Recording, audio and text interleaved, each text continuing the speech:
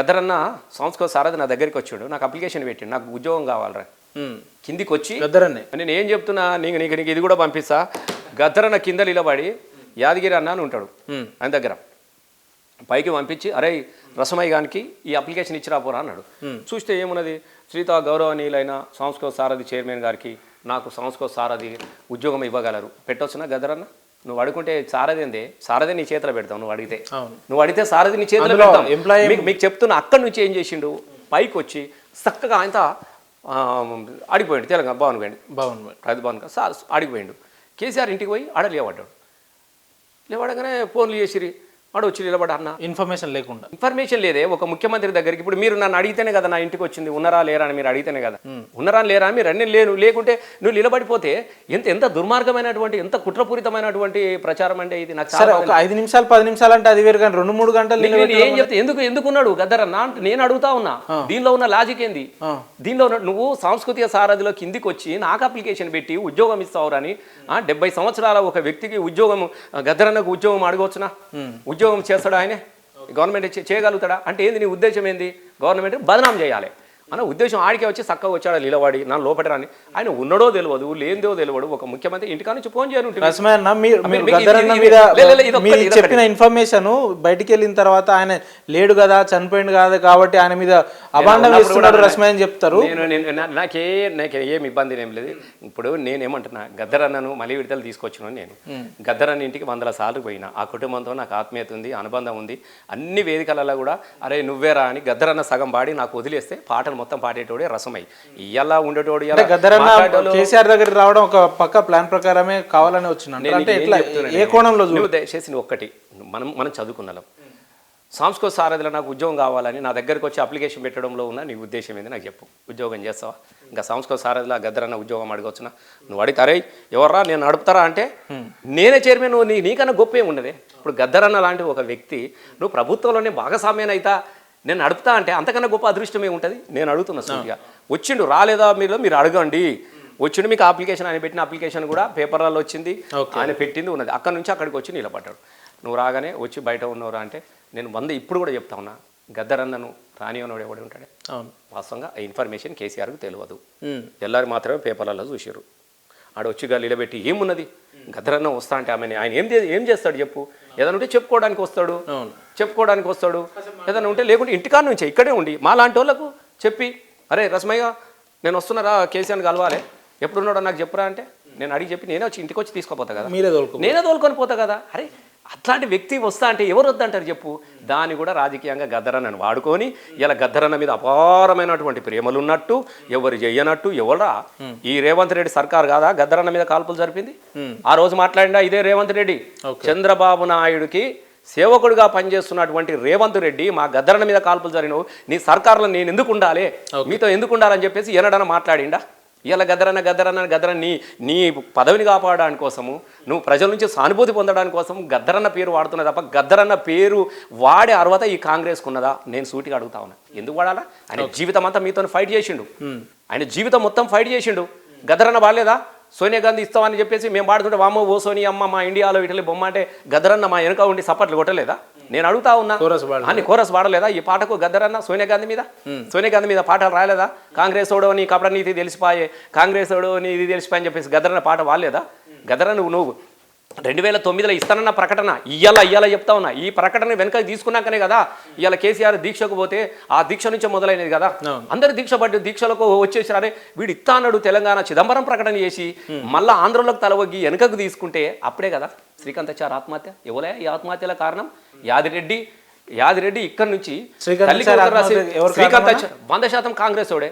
అరే నువ్వు ఇస్తానక ఇస్తానన్న తెలంగాణ ఇచ్చినాక చావులు ఎందుకు జరుగుతాయి నువ్వు నాకు చెప్పు సూటిగా జరుగు. అప్పటిదాకా చావులు లేవు. నువ్వు ఎప్పుడైతే ఇస్తానని ఇచ్చి ప్రకటన వెనుకకు తీసుకున్నావో, నువ్వు ఇస్తా అని చెప్పి వెనుకకు తీసుకున్నావో, అరే ఇస్తానని వచ్చినట్టే వచ్చి చేయి జారిపోయింది.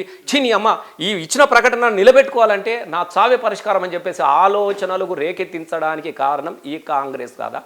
ఎట్లా మాట్లాడతారండి సోనియా? ఎంతమందిని చంపుకున్నది? 1200 మంది బిడ్డలు, సుమారుగా 1200 మంది బిడ్డలు ఒంటి మీద పెట్రోల్ పోసుకొని ఉన్నాడు, ఉరితాలు పెట్టుకున్నాడు. ఓ యాదగిరి అమరత్వాన్ని యాదగిరి అమరత్వం తీసుకొచ్చింది కేసీఆర్. 100% అన్నిటికీ నడపగలిగాడు రాజకీయంగా కేసీఆర్.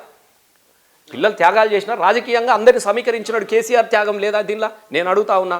అందరి అమరుల త్యాగాలనే వీళ్ళందరి మీద శవాల మీద మోసినోడు. మీరు చూడండి, మరణ వాంగ్మూలాల గద్దరన్న పేరు ఉంటుంది, నా పేరు ఉంటుంది, విమలక్క పేరు ఉంటుంది, ఇంకన్న పేరు ఉంటుంది. అన్న మీరు పాటలు ఆపకుర్రే, అన్న గద్దరన్న, అన్న రసమే అన్న మీరు ధూమ్ధామ్ చేయరి, నా శివముగట మీరు పాటలు పాడాలని చెప్పేసి ఇక్కడ కృష్ణాని పిల్లగాడు సికింద్రాబాద్లో చచ్చిపోతే మేము వెళ్ళాం. ఎన్ని మరణ వాంగ్మూలాలలో మా పేర్లు లేవు. మీరు ధూమ్ధామ్ ఆపొద్దని, పాటలు పాడొద్దని చెప్పేసి. మరి అప్పుడు నేను కాంగ్రెస్ కాదా? నేను అడుగుతా ఉన్నా. ఇలా గద్దరను వచ్చినప్పుడు ఆ రోజు గద్దరన్న పాటను మీరు ఎందుకు ఇయ్యలే? మీరు ఎప్పుడైతే ఇస్తారన్న తెలంగాణ వెనుకకు తీసుకుపోయిర్రో అప్పటి నుంచే చావులు. ఈ చావులకు కారణం అనేవారు కాంగ్రెస్ వాళ్ళు. కాబట్టి అట్లాంటి పరిస్థితుల్లో మీరు గ్రామాలకు వెళ్ళే పరిస్థితుల్లో లేదు. ఎక్కడన్నా మీరు కనబడ్డారా? తోలు వలగొట్టి ఇంద్ర పార్క్కి వస్తే వీళ్ళని ఈ కాంగ్రెస్ వాళ్ళను పొన్నమ్మను కానీ అప్పుడు రేవంత్ రెడ్డి లేడు, ఆయన మొత్తం సమైక్యవాదం వద్దని చంద్రబాబుతో ఉన్నాడు. ఆయన ఎన్నడు జైతాలు, అది వేరే చాప్టర్ చెప్తా. తోలు వలగొట్టి ఊర్లల్లో జెండాలు వీకేసి చంపితే మేము బతకలేము, ఇయ్యాల్సిందే అని చెప్పేసి ఒక నిర్ణయానికి వచ్చి తెలంగాణ ప్రజలు కొట్లాడి సాధించుకున్నారు తప్ప దయచేసి దయదలిసి ఇచ్చిన తెలంగాణ అయితే 2009లో ఇచ్చేది. నిజంగా నువ్వు ఇత్తనన్న న్యాయంగా నీలో ప్రేమలుండి నువ్వు ఇస్తాన తెలంగాణ 2009లో చచ్చిపోయింది. ఇత్తనాన్ని ఇయ్యలేదు. ఆ రోజు చచ్చిపోయింది నీది. మేము కొట్లాడి సాధించుకున్నాం. మేము నీ మెడలు వంచినాం తెలంగాణ కోసం. ఇయ్యాల సోనియా గాంధీ ఆహా నిజంగానే 2009లో ఇచ్చినట్టుంటే మేము కూడా పాట పాడుతుంటే, అమ్మ సోనియా అమ్మ మాకు మా ఎల్లమ్మవు నువ్వే, మా మైసమ్మవు నువ్వే, మా పోషమ్మవు నువ్వే, ముక్కోటి దేవతల తల్లి రూపం నీది అని చెప్పేసి ఇలా బొమ్మ పెడితే సోనియా గాంధీ బొమ్మ పెట్టి మేమే పాడేది కదా. సోనియా గాంధీ బొమ్మ పెట్టి మేమే పాడేది. కానీ నువ్వు ఎప్పుడు ఇచ్చినావు? నువ్వే కదా ఈ చావుల కారణం. ఇలా అట్లా కాబట్టి దానికే కదా ఈ చావుల కారణమైంది. కాబట్టి ఇదే రేవంత్ రెడ్డి బలిదేవత అని చెప్పింది ఆయననే, మేం కాదు. ఇంతమందిని బలి తీసుకున్నదని చెప్పేసి అసెంబ్లీ సాక్షిగా మాట్లాడింది రేవంత్ రెడ్డి. కాబట్టి ఈ కాంగ్రెస్ను ఇవాళ దీన్ని గద్దరన్నను ఒక సింబాల్గా తీసుకొని గద్దరన్న కుటుంబాన్ని రాజకీయాల్లోకి లాగి దాని మీద కేసీఆర్ మీద పట్టించుకోలేదు. 100% పట్టించుకున్న లేవలే. మీకు తెలుసా మేము ఎన్ని రకాల సహాయ సహకారాలు అందించినామో తెలుసా? అనేక రకాల అనేక దానికి ఎవరు మేము మోసినాం. అంత కళాకారులను మంచికి చెడు రోజులు గౌరవించలేదు కేసీఆర్. చనిపోయినాక వస్తే ఏం లాభం అన్నట్టు. నేను ఒక్క మాట వినండి. గద్దరన్నను ఎవరో తక్కువ చూడాలి, గద్దరన్న తక్కువ మనిషి అని చెప్పేసి ఎవరు భావించుకోలేరు. నేను ఈ క్షణాన్ని కూడా చెప్తున్నా. గద్దరన్న పాటకు గొప్ప ఫ్యాన్ ఎవరన్నా ఉన్నారు అని అనుకుంటే అది కేసీఆర్ గారే. చాలా ఉంటాయి గద్దరన్న క్యాసెట్లు. నాకే వినిపించేది, నాకే చెప్పేది, అరే రసమయ్య నువ్వు ఇన్ని పాటలు పాడుతూ ఉన్నావు కదా, ఇది కాదు నువ్వు గద్దరన్న శైలి చూడు. నా తల్లి తెలంగాణ ఖమ్మం మెట్టు అడవులతోని కట్టుకుంది పచ్చని చీర, ఆదిలాబాదు ఆ కొనులు మీ పెట్టుకుంది నుసడబొట్టు, కుసుమ కుంకుమను రమ్ము పసుపు పెట్టుకుందమ్ము, ఆ నిండు ముత్తైదువ తెలంగాణము ముండమోసినట్లున్నదమ్మో. మొత్తం ఇదంతా వేరు. ఈ శైలి ఒక గద్దరన్నకు మాత్రం. ఇంత చెప్పుకుంటూ వచ్చాడు నిండు. ఇవన్నీ ఉంటే ఏం లాభము? ఇంత అద్భుతమైనటువంటి ఆదిలాబాదు సంపద ఉంది, ఆకుపచ్చను ఖమ్మము ఇవన్నీ ఉన్నాయి. కానీ నిండు ముత్తైదువ తెలంగాణ ముండమోసినట్లున్నది అని చెప్పి ఒక్క మాటలు చెప్పగలిగిండు. దీన్ని ఎన్నిసార్లు గుర్తు చేసిండు కేసీఆర్ నాతోని. కాబట్టి చాలామందికి తెలియవు. ఇక కేసీఆర్ అనగానే ఇక ఏదో దొర అనగానే ఇట్లా మాట్లాడాలి అట్లా మాట్లాడాలి అని. కానీ నిజంగా చెప్తా ఉన్నా, చాలామందికి తెలియని విషయం. నేనైతే కొన్ని సంవత్సరాలు కేసీఆర్తోని ప్రయాణం చేసిన పిల్లగానప్పటి నుంచి నేను ఆ పాటలన్నీ నేనే రాసినము, పాడినము, అన్నీ నేను చేయించేసిన. కళాకారులను గొప్పగా ప్రేమించే దానిలో కేసీఆర్ ముందు వరుసలో ఉంటాడు. నీకు సారథి. అయితే మీకు ఇది జరిగిన విషయం ఏంటంటే అక్కడి నుంచి వచ్చింది. వాస్తవంగా ఏదంటే అప్పుడు దీన్ని అక్కడ పెట్టి దీన్ని వీడియోలో పెట్టి అసలు గద్దర్ వచ్చినట్టుగా కేసీఆర్కు తెలియదు. నేను 100% చెప్తా ఉన్నా. అదే పెద్ద కుట్ర. దాన్ని పేపర్లో తెల్లారి ఫోటోలు వేసి గద్దర్ రానియలేదు, ఇది రానియలేదు. మీరు చెప్తున్న లెక్కలోనే కేసీఆర్ గారికి తెలియలేదు. మరుసటి రోజు పేపర్లలోనో టీవీలో సామాజిక మాధ్యమాలు చూసిండు. మరి 10 రోజుల తర్వాతనో నెల రోజుల తర్వాతనో మళ్ళీ పిలిపించుకొని మళ్ళీ మాట్లాడే ప్రయత్నం చేస్తే బాగుండు కదా. ఆయన వస్తే కదా. రాలేదని చేయలేదని ఎట్లా అనుకుంటారు మీరు? ఓకే, చేయలేదని ఎట్లా అనుకుంటారు? చేసిందా లేదా అనేది కూడా జనాలకు తెలియదు కదా. మీ ద్వారా చెప్పాలని ఏముంటాడు. ఇప్పుడు గద్దరన్న నిజంగానే కలవాలి కేసీఆర్ను మాట్లాడాలని అనుకొని ఆయన వస్తే అది ఇబ్బంది ఉండకపోయేది. ఎంత నా దగ్గరికి వచ్చి నాకు ఉద్యోగం ఇస్తావా లేదురా అని చెప్పేసి గిరణ్ను పైకి పంపించి కింద కారు పెట్టుకొని కారులోనే కూర్చొని నాకు అప్లికేషన్ ఆడ పడేసేసి వెళ్ళిపోయిన దానిలోనే నా దగ్గరికి వచ్చినప్పుడు నా దగ్గర రావచ్చు కదా గద్దరన్న. నన్ను రమ్మని ఆ ఇంటికి పోనా? ఎన్నిసార్లు ఆ ఇంటికి పోలే చెప్పి ఆ ఇంట్లో అన్నం తిన్నాము. ఎన్నిసార్లు గద్దరన్న కోసం మనం బలే అరే రసమయ్య గారు వీడికి రారా, నాకు పని ఉందిరా అంటే నేను పోనా? నీతో కొంచెం పని ఉందా? 100% మేము పోతాం కదా.